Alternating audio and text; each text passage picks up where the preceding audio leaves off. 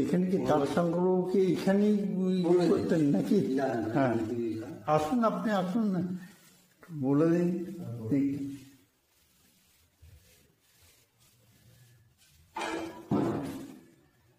এটা তারাশঙ্করের জন্মভিটে আতুরগড় বার্থপ্লেস। এখানে 121 বছর আগে, 22 বছর আগে তারাশঙ্কর এখানে ভূমিষ্ঠ হয়েছেন। এটা 200 বছরের ওপর মাটির বাড়ি। এটা government of West Bengal heritage commission এটা বছর কয়েক আগে রিজার্ভ করেছে,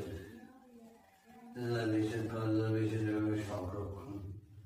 তারপর থেকে মানুষ এই বাড়িটা দেখবার জন্য বিভিন্ন জায়গা থেকে আমরা এই বাড়িটা এইভাবেই রেখে দিয়েছি।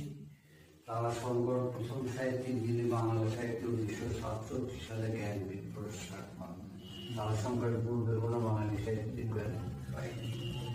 তারাশঙ্করের পরে বিষ্ণু দে, আশাপূর্ণা দেবী 95 এবং মহাশ্বেতা দেবী 75 আগে শঙ্কর ঘোষ পেয়েছেন।